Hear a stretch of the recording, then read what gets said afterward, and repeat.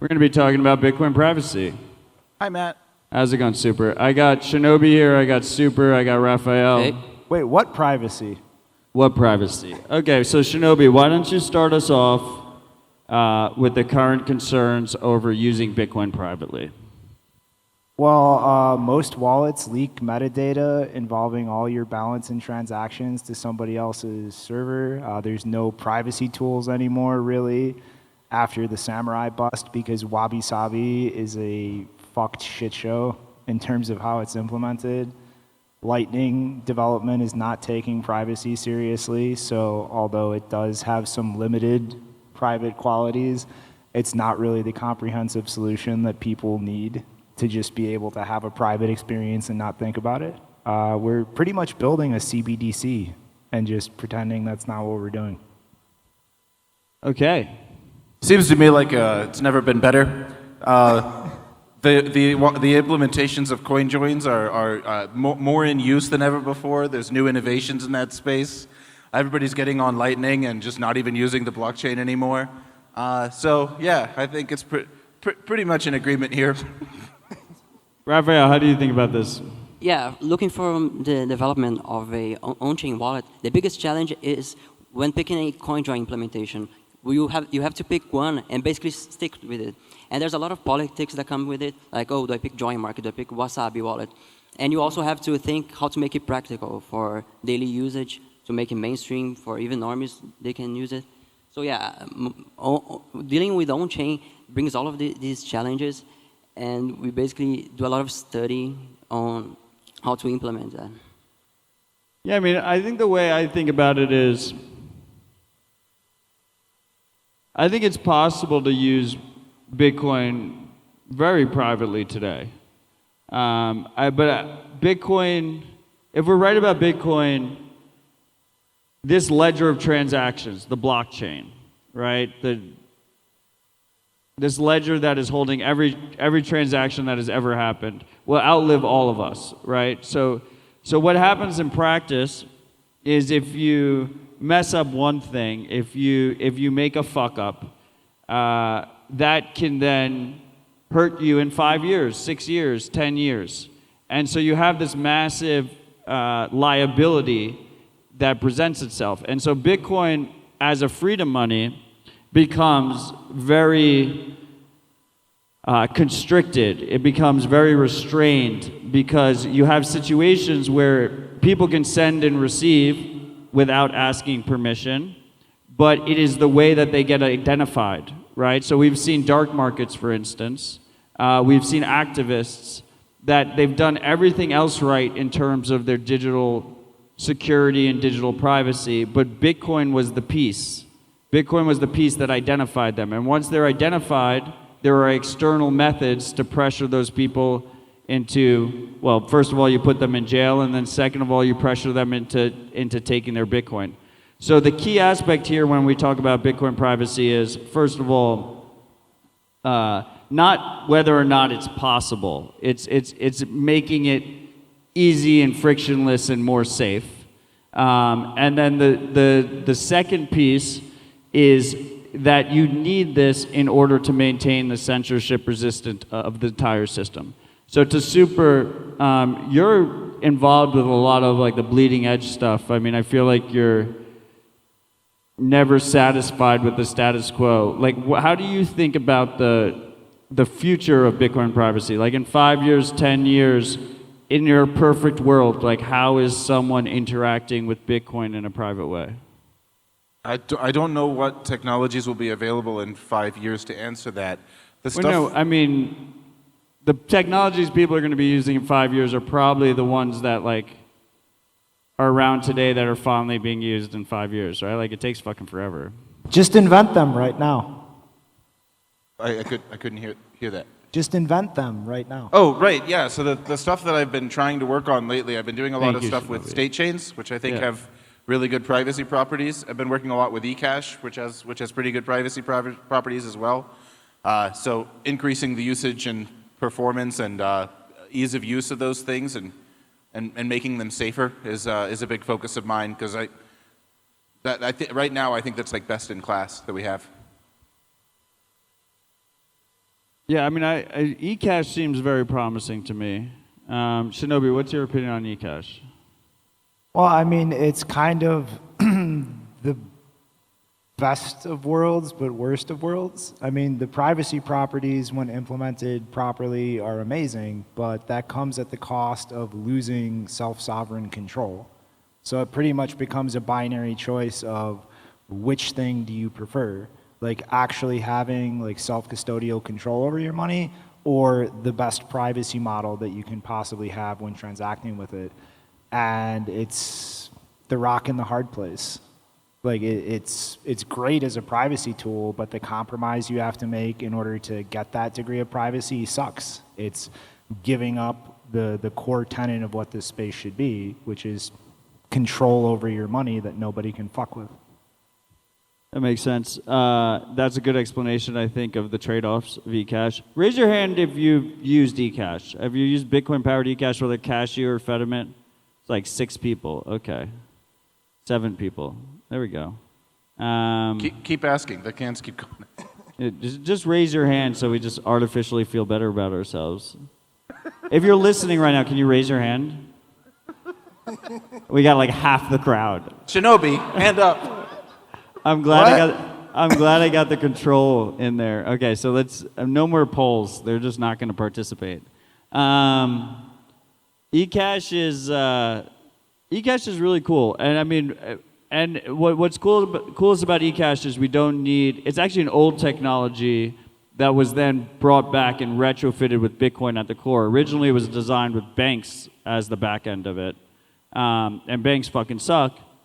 So you add Bitcoin to the mix, it becomes incredibly powerful. You have good privacy guarantees. You can send and receive with low fees very easily. You don't have any channel management involved. And specifically, the Cashew protocol has had massive organic developer traction. So there's many different Cashew wallets. I just used one to buy a drink over at the bar. And it's a seamless experience, and the merchant has no idea what UTXO funded that transaction. My custodian, the Mint, has no idea what transaction I made, and it works today, right, which is really good. Well, if you made a Lightning transaction, the Mint does. Yeah, I know. As I said that, yes, the Lightning Gateway is very aware of my memo. I mean, it's a the nuanced pub key I thing. paid, but they don't know who did that. They would know my IP address if you don't use a VPN. But now we're getting into the nuances here. But the key is you have very turnkey, strong privacy guarantees coupled with a very strong incentive, which is that it's cheaper, faster, more convenient, and also just coincidentally happens to be more private, which is, I think, the way we need to go.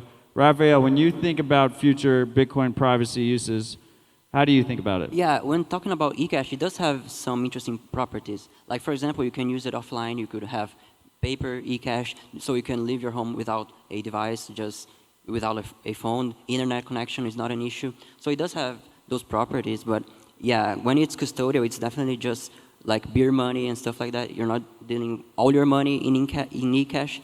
And also, it's important to realize, like, you could have privacy in layers, but you shouldn't skip layers. Like, oh, Bitcoin on-chain has no privacy, so just use Lightning. But if you want to use Lightning self-custodially, you do have to worry about your on-chain privacy, but in a way less scale, because if you're using Lightning, you can do thousands of transactions. So you only worry about 1 or 2 on-chain transactions. But you still have to worry about, like Odell said, the blockchain is permanent, so it can come back to haunt you in the future. Yeah, I mean, that's what scares me, right? Is that you can make a mistake today, and then it can come back to haunt you in 4 years, 5 years. Yeah, just post all your private keys online, and then you'll be good. Yeah. Plausible deniability. That wasn't me. Anyone could have bought that. Super. We're going to hit 500,000 Brazilian reals per Bitcoin by the end of this panel. And so I want you to be a little bit more optimistic here. Like we're all going to get rich together. I came on as the optimistic one. Shinobi's just super convincing. So I mean, Super, you don't like eCash, right? You're an eCash bear? It's not self-custodial, or it's hard to use self-custodially, and I want to fix that problem. But I like it's good for some things, and I like those things. Yeah, I mean, I think Callie, who's the lead maintainer of Cashew, does a really good job of saying, like, it's not a Bitcoin scaling layer. But it is a practical way of trying to tackle the spending privacy problem, right? And I think there's a world where, at least in the near term, you see people keeping their savings in cold storage on chain, and then their spending wallet, right? They're going to go buy a beer at the bar, is, you know, a Cashew mint, right? Is an eCash wallet. Do you disagree with that as a concept? Like, is that not just a practical answer today? It's pretty similar. I use a custodial wallet for most of my spending stuff. It's pretty similar. Which custodial wallet? CoinOS. Yeah, so they just see every transaction you make. Well, thankfully they're running an eCash mint now, so. So you are using Cashew. It's a Cashew wallet, right? I'd rather not answer that question. Yeah, Yes, so it is. So he's actually okay. Well, we got him. We got him, guys. Cashew is the way to go going forward, I guess. I think it's, one of the things I like to do is try out wallets and find out what the pain points are of using them, so that I can identify. Because once I've identified them, then I can have thoughts about how to fix them. So I try out different wallets all the time, and in the past week I've been trying out CoinOS, which is great. And it just works, right? And I think a key piece that people miss, thing people miss with eCash is the separation of custodian and client. Like, that is new and novel, right? Like, this idea that, you know, maybe your favorite wallet interface is Minibits, but you can choose any mint you want. Right, like, it doesn't have to be Minibits as mint. But if you use a wallet of Satoshi, or if you use Strike, for instance, like, you have to use their custodial server, right? So this separation between client devs and client software versus who the actual custodian is, I think is a big deal in terms of, like, robustness in an actual social environment. I'm curious on your guys' opinion. I mean, I'll start with Rafael. Like, do you think that's like does that actually change anything? The fact that we're separating who makes the software versus who is actually holding the money? Yeah, that definitely does matter. It should be as easy as possible to hold your money self-custodially and also have privacy. But in some cases, you do need to make the drawback and maybe use a custodial solution for smaller amounts. But in some cases, it does make sense. Like, it's not all the time that you have to pay high fees on Bitcoin, right? So most of the time, you can pay a few cents, do a coin join, and have all your money be secured self-custodially with your keys in your wallet. So yeah, it depends on the case, the amount you're carrying. Yeah, I mean, it's really, when you come down to it, it's like making the market free of friction. Like, the long-term design goal, at least that Kala is pushing at, with like having that ease of moving from mint to mint, is the user just having their balance spread entirely across like numerous mints, rather than just picking a single one and having all their funds there. Like what he's been doing with like the multi-send, where multiple mints can be used to make a single Lightning payment. And it's even possible, and I think something he's trying to shoot for in the long term, to do the same thing with receiving, where like you receive across multiple mints instead of to just a single one. And it's just making that seamless to have like the custodial risk in a system like Cashew just spread out everywhere, so that one custodian or actor that you're trusting being malicious or even just incompetent, like it doesn't have to be like active maliciousness, like doesn't screw you completely. I respect the mask, but I'm going to translate for you because you're wearing a mask and I feel like it's breaking up on the microphone. Cashew actually gives you the ability to keep effectively with multiple mints. And then you use Lightning, you can send out all in one payment. You can like pull from multiple custodians, and you can do the same on the receive side, which I do agree. I think that makes a big difference. It's almost like the Titanic approach of protecting Bitcoin, where like it's compartmentalized. Like maybe one compartment fills up with water, but you don't lose all your money. Now maybe the Titanic's not the perfect example because the Titanic sunk. But I'm saying like the theoretical Titanic example where it didn't sink, it lose all your Bitcoin in the ultimate boating accident. Yeah, the ultimate boating accident was the Titanic. And shout out to Leo for letting her on the raft. Super. A boat that didn't sink was the Ark, and I've been seeing a lot of work in the development of Ark recently. That I think is very promising. In general, we've seen there's 2 different implementations of Ark out there now, as well as Spark, which is kind of like an Ark-like shared UTXO model. Is Spark more like Arc than it is Mercury Layer? Isn't it more? It's of a like a state mix. chain? It's a hybrid. Okay, continue. And then there's also Superscalar, which just is a proposal that came out from Z-Man this month, I think. This, by the way, is the answer I wanted when I asked you about 5 to 10 years, but continue. Okay. Glad I got there I'm 5 glad- to 10 minutes later. I'm glad you made it. But these proposals are all attempts to make privacy or payment pools on Bitcoin today, that work today. And I think that's really promising because if you have payment pools, like they've had in the Ethereum world for a long time, you can do these things where it's like the on-chain footprint of a transaction you make doesn't show which member of the pool made that transaction. And in some of these designs, not even the coordinator of the pool knows which member made the transaction. Plus, they connect to Lightning, which also has better privacy than the base layer. I think that's a really promising thing as well. So none of these require a soft fork, correct? Correct. Which one are you most optimistic about? I don't know.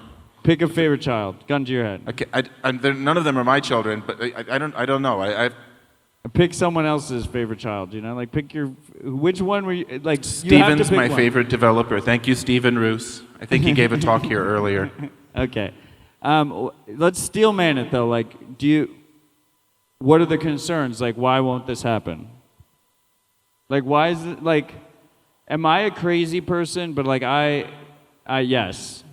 The answer is yes. Well, it's harder to make the really privacy-preserving versions of Arc. Like you have to do fixed denominations, and so I don't think any of the implementations that have been proposed do that. And so you do leave you leak some information in the current designs to the coordinator, who can tell at least by the amounts. You know, these are the people who had that amount and who are sending it. No, so I have a very simple rubric, right, to save my time because time is scarce. And that is, if something's not shipped and I can't use it, I don't pay attention to it. And everything you mentioned just now, you can't use right now. I mean, I used it. But like you built it from source and you... No, this is kind of the problem. What did you use? What? Like the not considering things if they're not built. Like this is the problem with privacy in Bitcoin. Like you have the base layer, you have second layers like Lightning, Arc, Spark, you have things built on top of that like eCash. And the way all of these things interact with each other are those points where you leak private information. And if you don't think ahead in terms of how you build these things out and how they interact with each other, you just kind of throw something out there and then like, okay, people are using this now. That is how you get like these horrible privacy leaks, because you're not thinking comprehensively from base layer to second layer to applications on top and making sure that the way those things plug in and connect to each other is preserving privacy in those connections. And like that is why things are in such an atrocious state right now, because nobody is thinking ahead about beyond what we have right now and planning ahead as they build new things. Yeah, I mean, and I would add, like, you need to have a user-focused design. Like, how are the users using this thing, right? And like, it shouldn't require like a 5-hour YouTube video for them not to shoot themselves in the foot. Otherwise, it'll never be used at scale, and people that do use it will put themselves in danger. And it is interesting that go super. I remember in 2018 when the Lightning Network was really new, if you wanted to set up a Lightning node, you had to follow like a 40-page guide on how to install the dependencies, install the software, and open your first channel with somebody, with like 30 other people who were doing this at the time.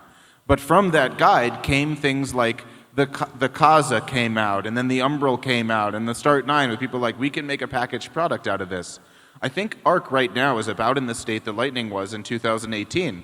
I would not be surprised if within days a guide drops that's like, here's how to install and run Arc on your system with the like one of two Arc service providers who are actually running the backend for it. But once you have it running, someone's going to be like, I can make a product out of this, and then the cycle will repeat. So you're most optimistic about Arc? I'm very optimistic about Arc, but I think Superscalar probably is 25% better. So. What is? Superscalar from Z-Man. Superscalar is about 25%. It uses BitVM? Is that what you said? What? What did you say at the end of the Superscalar thing? It's probably about 25% better. Oh, okay. Better. Got it. Sorry, the acoustics here are a little bit, it's hard to hear on stage. Raise your hand if you're listening. Okay, keep your hand up if you're running a Lightning node. Okay. Like Not 5%. bad numbers. I forgot to raise my hand. I should have. What? Oh yeah, are we all running Lightning nodes? Rafael, are you running a Lightning node? Do you run a Lightning node? Yeah, I do. Okay, we're all running Lightning nodes. Super, you're not running a Lightning node? I raised my hand. Okay. Yeah. Rafael, do you have any opinions on any of the future methods that Super has talked about? Yeah, it shows that you can do a lot of things in Bitcoin the way it is right now. You don't need to change, push for soft forks, and even if you look at it, there's not much like research and stuff on privacy itself. Like there's siga, cross-input signature aggregation, but nothing that will improve privacy in itself. So we have to be creative in the ways we have right now, continue doing it, and leave it to wallet developers to make it practical to use, and so that liquidity is always increasing for coin joins and stuff like that. But yeah, I'm optimistic because of the ways we can do it right now, but not much of the ways Bitcoin will change. Like, I wouldn't hope for a change for privacy in the future. So we'll just do it permissionlessly. Yeah, I mean, that's the beauty, right? Is like pretty much everything you mentioned doesn't require permission. Right? Yeah, but it's all, I don't know of anyone who's done any kind of rigorous analysis of the privacy gains you get. I'm sort of just analogizing from hoping that it's going to be like Ethereum's payment pools. But, there's no guarantee of that, so. And am I correct that the beauty of this is that you actually get lower fee transactions, like it's cheaper? Is it cheaper, or would you pay more money to use? It was cheaper like Arc? when I used it earlier. That last month, it was cheaper. So, yeah. And in a few days, they're going to have a full guide on how to use it. Is that what you just promised us? I said I wouldn't be surprised. But I felt like you had all I'm insider. saying. I felt like you had insider information. But now I don't have insider you just do information. that. Okay. It looks easy enough to build a guide for. So if no one else does, I could do it. Got it. Shinobi, were you about to say something? Oh, yeah, it's like there is potential for better privacy with something like Arc, but like that needs to be comprehensively analyzed from the beginning if you want the shape of that project and how it's implemented to actually be something privacy preserving. Like when Lightning first came around, it was heralded as like this amazing privacy breakthrough. And the reality is like, no, privacy sucks ass if you're receiving money. The person paying you gets your Lightning node ID. They get your IP address. It's pretty good if you send, though. Yeah, but that's completely lopsided. Like being a node running public channels to route on the network, you have to dox the UTXOs you use to fund those channels to even advertise your channel as a route that payments can take. Like timing analysis, really, if some really important nefarious agency wants to fuck with you or monitor you, like just watching the network and packets pinging around, they can trace payments everywhere. Like it was pitched as this massive privacy improvement, and it's a start. It's a foundation that we can keep building on, but it's absolutely not like this perfect privacy tool that fixes everything. And whenever some new thing comes along, it's always phrased or pitched or framed as like, oh, we fixed privacy. Like, no, you didn't. You laid one more brick in a foundation. You still need to put the whole wall up. Like, it's not done just because one more brick got laid. Receiver privacy on Lightning is better than privacy in most privacy coins. For example, if I send somebody coins in their Lightning channel and to an invoice that they gave me, I don't know which Bitcoin address that money ends up in. As the sender, I have no insight into that because that's between them and their channel counterparty, what UTXO that money's actually locked to. Whereas if I do something like do on Monero, I know exactly which UTXO it's locked to because my wallet created that address. If it's a public channel, you absolutely know which UTXO it gets tied to because the UTXO funding that channel is publicly doxed. If it's a private channel, you still get a very tiny probabilistic search space to guess which UTXO that got tied to because you have information up to the last few parts of the route and you only have, you know a distance and there's only a few paths of channels or nodes that could be connected to. And when that channel gets closed eventually, it will be doxed because there is some public counterparty that channel was open to. And those UTXOs will get tied to their other on-chain activity. If it's a routing node, then you're publishing which UTXO people are routing through. But that means you're publishing that information. You want them to know that information. If you're running a regular Lightning wallet, you're not revealing that information, and only your channel counterparty knows it. You don't want them to know that. You have to by virtue of how the protocol is designed, which is kind of a big part of what I'm talking about. People build first and think later. Like when you have a routing channel, you have to, the way the gossip protocol is designed, publicly dox that UTXO so that people know they can route through that channel. There is no reason you have to do that. Like there are other, like Rusty Russell has Gossip v2. The only reason that you have the doxing of that UTXO occurring is so that people can't just DDoS and spam the Lightning Network with fake non-existent channels. You can use a UTXO that has no connection to your actual Lightning channels to prove you have Bitcoin to accomplish that. And then advertise channels that you're not doxing the actual funding UTXO to. And if we had done something like that from the beginning, privacy on the Lightning Network would be infinitely better than it is right now, but we didn't because people didn't think through privacy when they architected the protocol. Fair enough. I mean, I think in practice, when we're seeing a lot of the Lightning lot of the Lightning payments happen, they are happening through LNURL. And recently, we've seen Lightspark, which is heavily funded by A16Z. I think A16Z gave them about $160 million. Effectively release a new protocol for compliance on Lightning. Do any of you have an opinion on this? Is this a serious threat to Lightning as a freedom protocol? This idea of basically standardizing and protocolizing the sharing of KYC information between sender and receiver when you're using the universal money addresses, as Lightspark calls it. I think it's stupid and you should drop it. Don't do it, Lightspark. Get rid of that. And if you're a user considering using Lightspark, just don't use it until they get rid of that. But do you think that's actually practical? Like, I think there's a good chance that we start to see uptake among companies, and it will effectively bifurcate the network. Like, just asking nicely, like, Don't ask nicely, just boycott them. I just realized Lightspark is a sponsor of this. Yeah, but that doesn't give them a right to do crappy things. So forget I said anything. Let's finish with final thoughts. Rafael, final thoughts. Yeah, final thoughts. Always look for self-custodial ways. Look to hold the keys of your wallet. Use a wallet that you know you are holding the keys. You can restore. You have the seed phrase.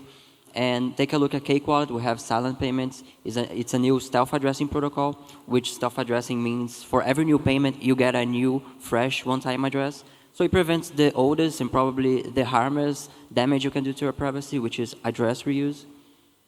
And yeah, if you need, use Lightning and eCash, but only smaller amounts. That's what I think for now. Wonderful. Thank you, Rafael. Final thoughts. Super.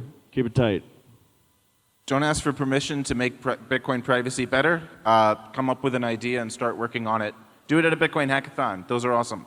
Love it. Thanks, Super. Shinobi, keep it tight. Final thoughts. Privacy is not something with a silver bullet. We're not just going to build one tool or one project that solves privacy. It's about how all the tools interact with each other. And that means everybody building needs to comprehensively think about how what they're building interacts with what everyone else is building. And that's the only way we're going to get actual privacy on Bitcoin. Love it.